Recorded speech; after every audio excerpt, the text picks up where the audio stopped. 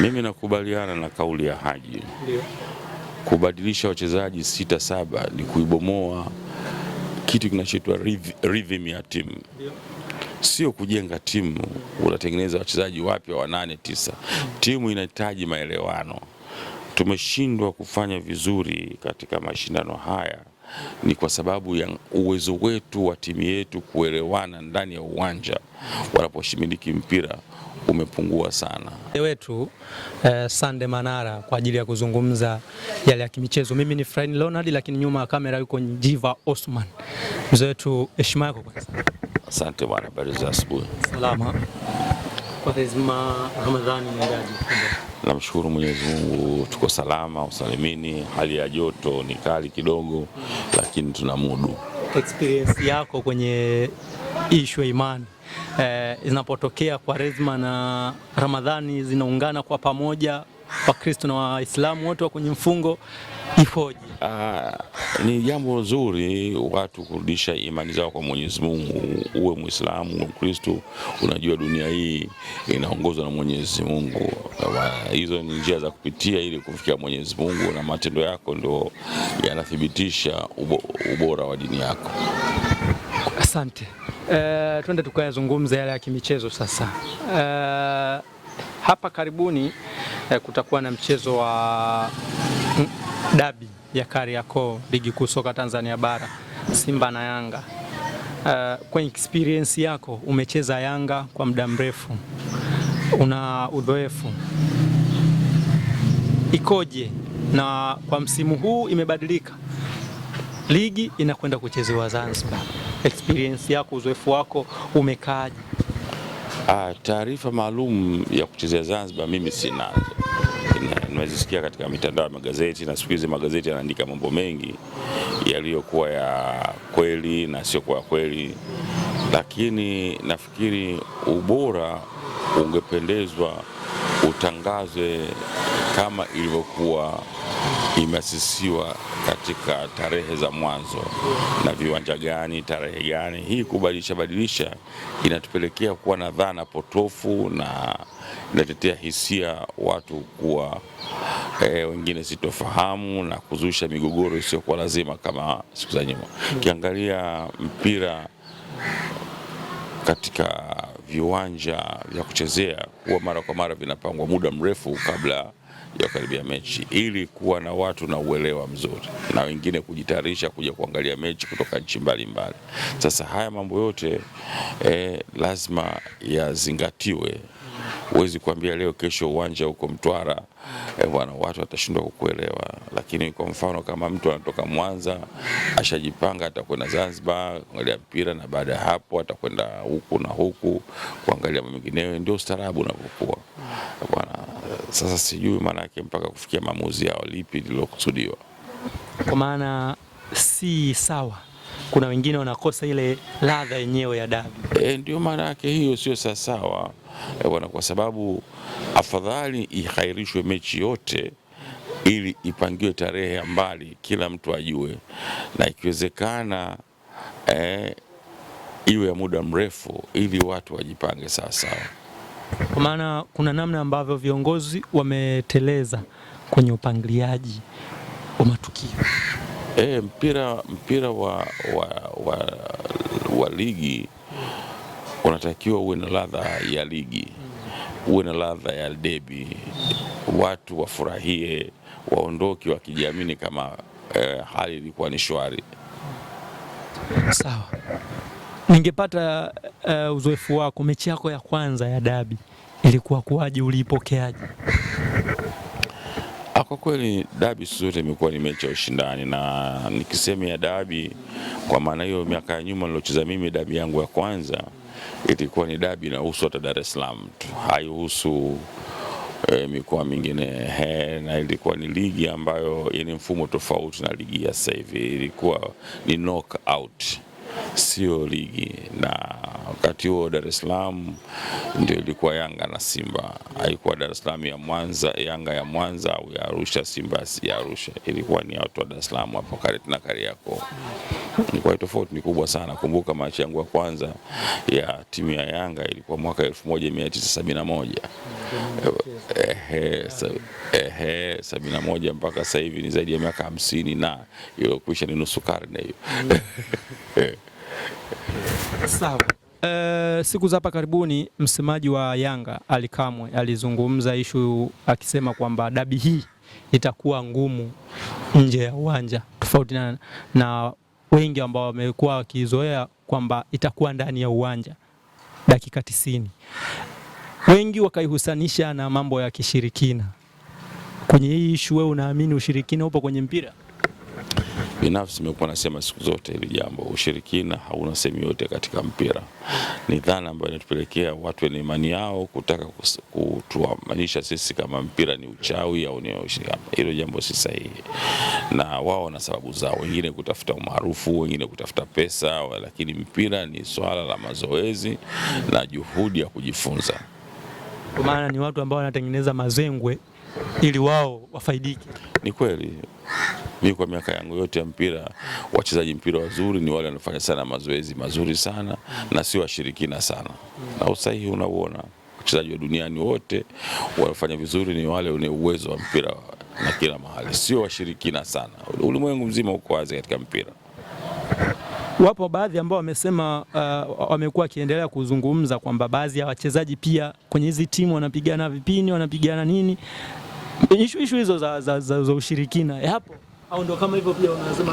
Mimi msimamo wangu ndio hiyo katika ushirikina katika mpira. Mpira ni mchezo wa bidii. Ukifanya bidii leo lazima utapanda kiwango. Wenzio akitokea mwingine akizidi bidii yake kwa kuliko wewe atazidisha kiwango, na ukipunguza bidii utashuka kiwango. Na kwa kuthibitisha hayo, ingekuwa washirikina wenyewe waingie uwanjani basi kama wana uwezo, alafu waoneshe, tuone huo mpira wao wa washirikina. Wanachagua the best players walofanya mazoezi sana, ndio waambia au huyu atafaa. Kwa nini wasijende wao wenyewe na ushauri wao kana? Sawa. Diwani wa kata ya Kariakoo na aliyekuwa msemaji wa Simba na Yanga kwa nyakati tofauti tofauti, Haji Sande Manara, alitoa ushauri kwa vilabu hapa nyumbani Tanzania kwamba si kila, na ametoa ushauri huo zaidi kwa klabu yake ya Yanga, akidai kwamba si kila dirisha la usajili wanapaswa kusajili lundo la wachezaji, lakini baadhi ya watu, baadhi ya mashabiki wameibuka na kudai kwamba ushauri huo haupo sawa sawa. Wewe kwa mtazamo wako, umekuwa Yanga kwa muda mrefu, umecheza vilabu mbalimbali Tanzania, nje ya Tanzania, upoje? Mimi nakubaliana na kauli ya Haji. Ndio. Kubadilisha wachezaji 6-7 ni kuibomoa kitu kinachoitwa rhythm ya timu. Ndio. Sio kujenga timu unatengeneza wachezaji wapya wa 8-9. Timu inahitaji maelewano. Tumeshindwa kufanya vizuri katika mashindano haya ni kwa sababu ya uwezo wetu wa timu yetu kuelewana ndani ya uwanja wanaposhimiliki mpira umepungua sana. Yanga ya wakati wanacheza na Melody na Yanga hii sasa hivi bwana, pamoja ni tofauti kubwa sana. Tumeondoa wachezaji muhimu, kwa mfano kuondoka kwa, sio siri, kuondoka kwa mchezaji wetu katikati pale Aucho umevunja uwezo wetu wa timu kwa asilimia kubwa. Watu watasema Aucho mzee, kuna wengine wasijua mpira watasema kuna mbadala, lakini ukweli anaweza kuwa mbadala yupo, lakini sio mwenye uwezo wa maelewano kama alokuwa nao Aucho na timu nzima pale kati. Ilikuwa mpira ukifika katikati pale Yanga tunapumzika, lakini sasa hivi nimehesabu mimi pasi zinazopotea Yanga ovyo ovyo ni za ajabu sana. Maana pengo la Halil Aucho bado Yanga hajapata.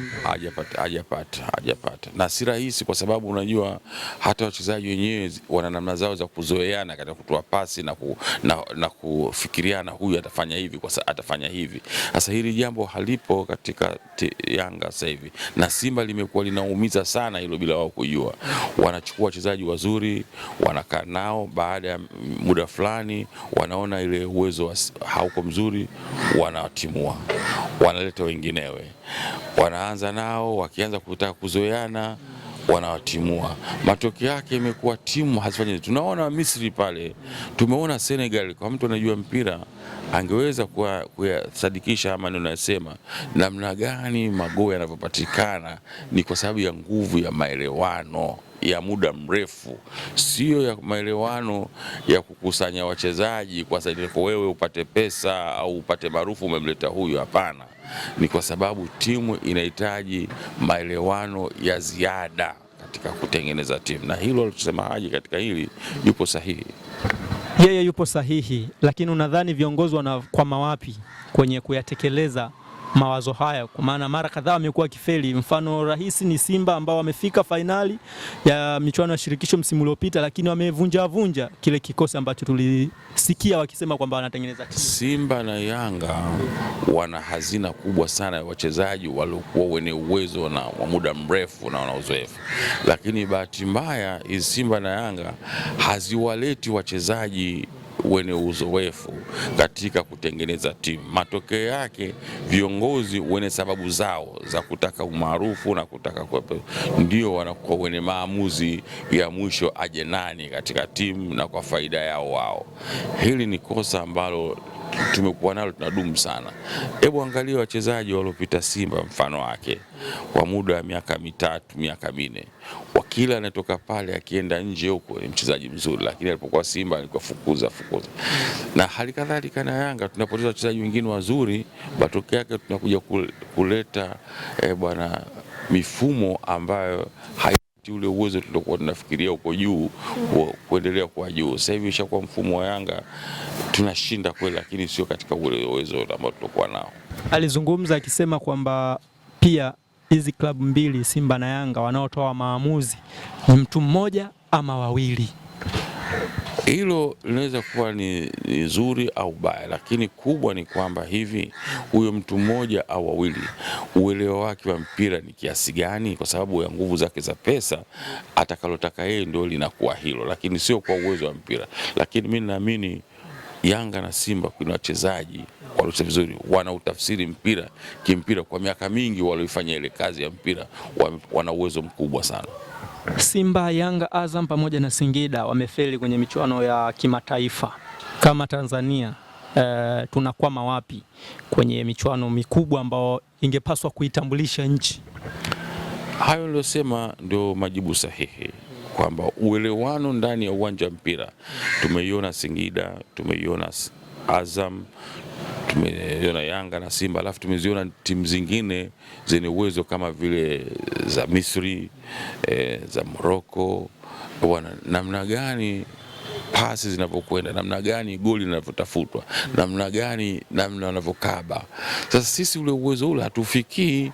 Sasa hivi South Africa siku za nyuma tumecheza nao na Yanga, Mamelodi tumeona tumewamiliki vizuri sana, lakini matokeo yake tumeivunja ile timu na wenzetu wanaendeleza. Sasa lazima ipo tofauti na hili ni kosa kubwa sana, japo viongozi hawataki kulikubali, kwa sababu akimleta yeye mchezaji atakuwa maarufu katika klabu na atapata pesa za pembeni. Hilo ndio shida ilikuwepo, kwa maana upigaji ni mwingi, ndio maana timu zetu zinafeli. Kama huwezi kujenga unatarajia kitu gani? Mpira lazima ujue kujenga bwana, sio kubomoa. Sawa, tumalize na hili kwa upande wako, ulikata ofa ya kwenda Simba, ilikuwa kuwaje?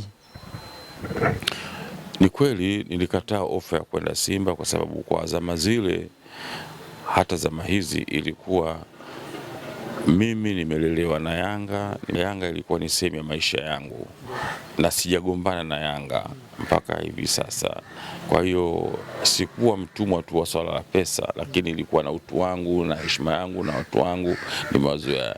Si kama nachukia, lakini Simba hakuwa adui zangu. Rafiki yangu mpenzi ni Kibadeni na yeye alikuwa Simba, lakini na yeye vile aliona hawezi kuja Yanga sababu huo ndio utamaduni ambao tulikuwa nao miaka ya nyuma. Labda tumalize na hili mzee wangu, ungeshauri nini kama ushauri wako uende kwa taifa.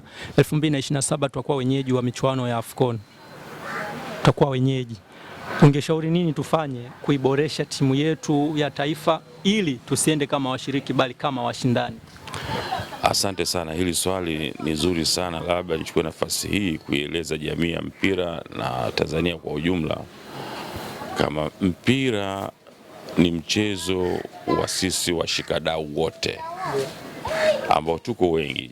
Viongozi wa chama cha mpira ni mshikadau, serikali ya jamhuri ni mshikadau, watizamaji ni washikadau, marefari washikadau, wachezaji washikadau.